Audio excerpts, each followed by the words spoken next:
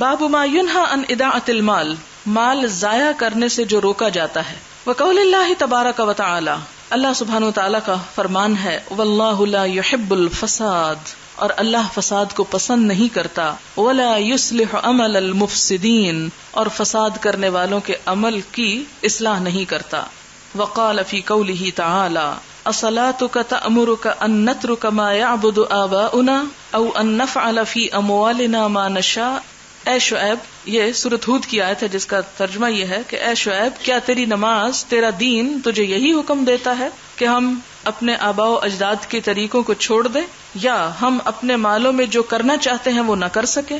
یعنی تمہاری نماز یا تمہارے دین میں ہمیں اپنے مال کے اندر منمانی کرنے سے کیوں روکا جا رہا ہے؟ تو بتانا یہ مقصود ہے اس آیت سے کہ اگرچہ مال انسان کی ذاتی ملکیت بھی ہو سکتا ہے، اس کے باوجود اسے صرف اپنی خواہش نفس کے مطابق خرچ کرنے کی اجازت نہیں. چونکہ میرا مال ہے، میں جہاں چاہوں اڑاؤں، جو چاہوں اسے خریدوں، حلال پہ لگاؤں یا حرام پہ لگاؤں، اسے ضائع کروں، اسے جہاں چاہوں پھینکوں، نہیں، اس کا حساب ہوگا.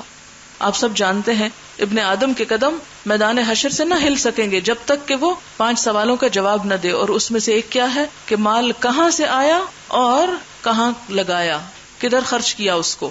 تو خواہ مال اپنا ہی کیوں نہیں، بالکل اسی طرح جیسے آنکھیں ہماری اپنی، زبان ہماری اپنی، تو ہم یہ کہیں کہ چونکہ زبان میری ہے، میں چاہوں تو گالیاں دوں اور چاہوں تو ذکر کروں، تو ہمیں اس کی اجازت نہیں ہے. اسی طرح مال اگر میرا ہے تو بھی مجھے اس میں اپنی منمانی کرنے کی اجازت نہیں ہے، اسے اللہ اور رسول کی مرضی کے مطابق ہی استعمال کرنا ہوگا. وقال تعالی ولا تؤتوا السفهاء اموالکم، اور تم بے وقوفوں کو اپنے مال مت دو، یعنی بچوں وغیرہ کو ان کے حوالے مت کرو کہ وہ اسے ضائع کر دیں. والحجر فی ذالک، اور اس میں حجر کرنا یعنی روک دینا. وما ینہا عن الخداع، اور جو روکا جاتا ہے دھوکہ وغیرہ سے. حدثنا ابو نعیم حدثنا سفیان عن عبد اللہ بن دینار سمعت ابن عمر رضی اللہ عنہما قال قال رجل النبی صلی اللہ علیہ وسلم، ایک شخص نے نبی صلی اللہ علیہ وسلم سے عرض کیا، انی اخدع فی البیوع، مجھے تجارت میں دھوکہ دے دیا جاتا ہے، میں تجارت میں دھوکہ کھا جاتا ہوں، یعنی لوگ مجھے داؤ لگا جاتے ہیں. فقال، تو آپ نے فرمایا، اذا بایعت، جب تم لین دین کرو، فقل لا خلابۃ، تو کہہ دو کہ کوئی دھوکہ نہیں. فکان الرجل یقولہ، تو وہ شخص اس وقت یہ کہہ دیا کرتا تھا، یعنی آپ نے اس کو ایک طریقہ بتایا کہ لوگوں کو اس وقت یاد دہانی کرا دیا کرو.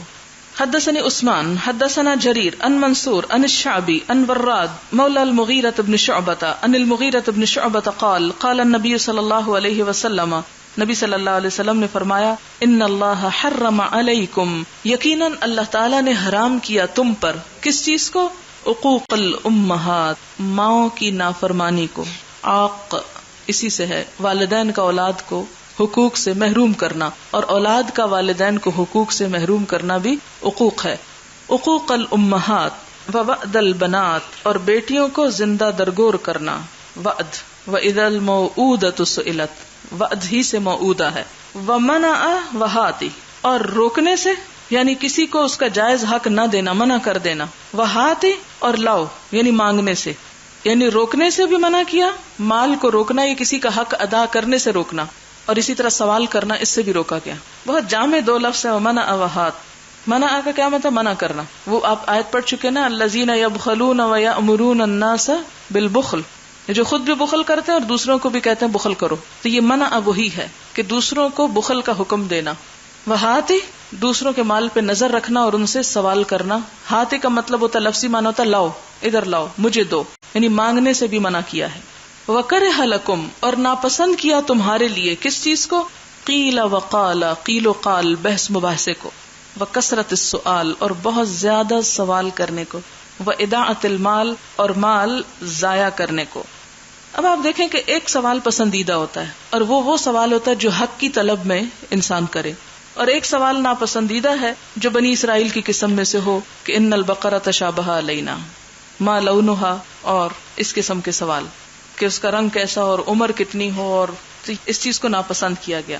اور اسی طرح بلا ضرورت صرف اپنی قابلیت جتانے کے لیے سوال کرتے رہنا وہ بھی منع ہے کہ اب اور کوئی بات نہیں تو کوئی تو سوال کریں کہ جس سے پتہ چلے کہ ہم بہت غور و فکر کرنے والے فلسفی قسم کے لوگ ہیں.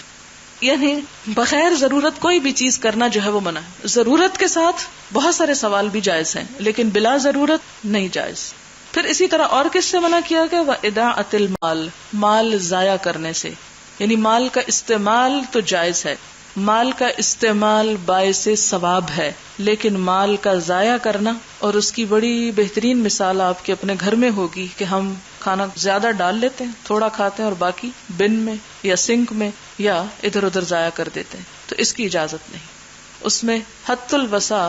یہاں تک آپ نے دیکھا ہوگا کہ اسلام نے کیا سکھایا کہ اگر ہاتھ سے کھانا کھا رہے ہیں اور کھانا ہاتھوں کو لگ جاتا ہے تو اس کو بھی کیا کرو؟ چاٹ لو، کہ اس کو بھی ضائع نہ کرو. اسی طرح برتنوں میں جو کھانا لگ جاتا ہے یا بچ جاتا ہے تو کوشش کریں کہ چمچ سے یا ہاتھ سے کسی بھی چیز سے اس کو اتار لیا جائے تاکہ کسی کے بھی کام آ جائے. اسی طرح بہت سی چیزیں اگر آپ خود نہیں کھا سکتے کسی کو دے دیں. اگر کوئی کھانے والا نہیں ملتا تو ایٹ لیسٹ جانوروں کو، چڑیوں کو، پرندوں کو ہی ڈال دیں، باہر رکھ دیں، اللہ کی کوئی بھی مخلوق کھا جائے گی. لیکن بن میں پھینک کر اس کو ضائع کرنا جو ہے یہ محاسبے والی بات ہے، اس پہ پوچھ ہوگی. کیونکہ بہت سے لوگ ایسے ہیں کہ جن کو کھانے کو نہیں ملتا.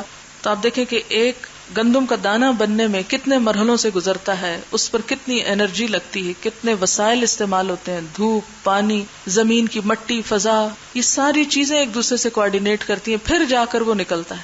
اور ہم انسان اسے لے کر، اسے پیس کر کچھ بہا دیں اور کچھ استعمال کر لیں اور کچھ جلا کے پھینک دیں اور کچھ کھائے بغیر اس کو ویسٹ کر دیں، تو یہ اسراف میں شامل ہوتا ہے جو نہیں ہونا چاہیے. اسی طرح بلا ضرورت بہت سے کپڑے بنا لینا کہ جن کو انسان پہن ہی نہ سکے اور ان کو روک رکھے اور کچھ لوگ ننگے پھرتے رہیں یا ضرورت مند ہو. تو اس میں بھی یہ ہے کہ اپنی حدود کے اندر جائز ضرورت کے لیے بنانا تو ٹھیک ہے، لیکن ان کو رکھنا اور پھر صرف مال کی نمائش کے لیے کپڑے بنانا وہ درست نہیں. کیونکہ مثال کے طور پر اگر کسی شخص کو روز گھر سے نکلنا ہے، اب روز اگر وہ کپڑے دھو نہیں سکتا تو اگر اتنے ہیں کہ وہ ایک کے بعد ایک پہنتا چلا جائے اور پھر اکٹھا ان کو دھو سکے تو کوئی حرج نہیں، اس نے اپنی ایک ضرورت کے لیے بنائے. لیکن اگر صرف مقصد یہ ہو کہ دوسرے یہ کہیں کہ یہ بہت امیر شخص ہے یا اسی طرح بہت نفیس شخص ہے تو نیتیں خراب نہیں ہونی چاہیے. باب العبد راعٍ فی مال سیدہ. العبد غلام، راعٍ نگہبان ہے، نگران ہے، فی مال سیدہ اپنے آقا کے مال میں، ولا یعمل الا باذنہ اور اس کی اجازت کے بغیر اس میں تصرف نہ کرے. یعنی صرف اپنا مال ہی نہیں، دوسرے کا مال جو کسی اور کی کسٹڈی میں ہے یا حفاظت میں، اس کو بھی ضائع نہیں کیا جا سکتا. عموماً آپ دیکھیں کہ ہم اپنے گھر میں اگر کوئی چیز استعمال کرتے ہیں تو وہ بہت احتیاط سے کرتے ہیں، لیکن اگر کسی دوسرے کے گھر میں استعمال کر رہے ہیں، عموماً نوکر چاکر وغیرہ، تو وہ کپڑے دھوتے ہوئے صابن کو ضائع کرنے میں کوئی بھی دریغ نہیں کریں گے. پھر اسی طرح اگر لائٹس کھلی چھوڑی ہیں تو کھلی چھوڑ دیں گے. عموماً آپ دیکھیں ہمارے دفتروں میں، اسکولوں میں، کالجز میں جس میں آپ کو بل نہیں پے کرنا پڑتا، یا ان گھروں میں جہاں آپ کو بل نہیں پے کرنا پڑتا، عموماً لوگ ان وسائل کو بے دریغ استعمال کرتے ہیں. یا جن کو سبسڈی کے ساتھ بجلی ملتی ہے وہ بلا ضرورت بتیاں جلائے رکھتے ہیں کہ کون سا ہم نے پے کرنا ہے ہماری بلا سے. تو یہ نہیں ہونا چاہیے. کسی بھی ریسورس کا ضائع کرنا جو ہے وہ اسلام میں منع ہے. ان تمام چیزوں کے بھی حقوق ہیں. آپ کو یاد ہوگی وہ حدیث جس میں وضو کرنے کے لیے پانی کا آپ نے بتایا تھا کہ خواہ تم دریا کے کنارے بھی ہو تو اتنا ہی پانی استعمال کرو جس سے تمہارا وضو ہو جائے. یہ نہیں کہ کہو کہ دریا ہے یہاں کیا احتیاط. اور یہ کنجوسی کی علامت نہیں اور نہ ہی چیز کو ضائع کرنا کوئی سخاوت کی علامت ہے. چیز کا استعمال، پراپر استعمال ہی سخاوت ہے کہ اس وقت انسان حق سے کمی نہ کرے. لیکن بلا ضرورت اور کسی کے بھی ضرورت کے بغیر اسے ضائع کرنا، خواہ اپنا ہو مال یا کسی اور کا، اس کی اجازت نہیں. اور یہ جو حدیث آتی ہے نا آگے ابھی آپ پڑھیں گے پتہ چلے گا. حدثنا ابو الیمان اخبرنا شعیب عن الزہری قال اخبرنی سالم بن عبد اللہ عن عبد اللہ بن عمر رضی اللہ عنہما انہ سمع رسول اللہ صلی اللہ علیہ وسلم یقول، نبی صلی اللہ علیہ وسلم نے فرمایا، کلکم راعٍ، تم میں سے ہر شخص نگران ہے، ومسئول عن رعیتہ، اور اپنی رعایا کے بارے میں جواب دہ ہے. فالامام راعٍ وہو مسئول عن رعیتہ، بس امام نگران ہے اور وہ اپنی رعیت کے بارے میں پوچھا جائے گا. والرجل فی اہلہ راعٍ، مرد اپنے گھر والوں کا نگران، وہو مسئول عن رعیتہ، اور وہ اپنی رعیت کے بارے میں پوچھا جائے گا. عورتوں کو قوام بننے کا بڑا شوق ہے، لیکن اگر یہاں مرد کی جو قوام بن کر ذمہ داری ہے، یا ایھا الذین آمنوا قوا انفسکم واہلیکم نارا، تو سب نیچے اتر آئیں. لیکن وہ آیت سامنے جو نہیں ہوتی. والمرأة فی بیت زوجها راعیۃ، عورت کی ذمہ داری ہے لیکن اس مرد کے مقابلے میں کم ہے. عورت اپنے شوہر کے گھر میں نگران ہے، کہ اس کی چیزیں وغیرہ ضائع نہ ہونے دے، اس کے مال کو ضائع نہ کرے، اس کو بیکار کاموں میں صرف نہ کرے. کیونکہ عموماً کیا ہوتا ہے کہ شوہر بیچارے تو محنت سے کما کر بیویوں کے ہاتھ میں لا کے پیسہ رکھ دیتے ہیں، پھر وہ اپنی مرضی سے اس کو استعمال کرتے ہیں. تو اس کے استعمال میں بھی احتیاط. یہ نہیں سوچنا چاہیے کہ مجھے اس میں کمانے میں کیا تکلیف اٹھانی پڑی ہے اس لیے میں جو چاہوں کروں. وہی مسئولۃ عن رعیتہا، اور اس سے اس کی رعیت کے بارے میں سوال ہوگا کہ ان وسائل کو کس طرح، کہاں، کس جگہ استعمال کیا، حق کے ساتھ یا ناحق.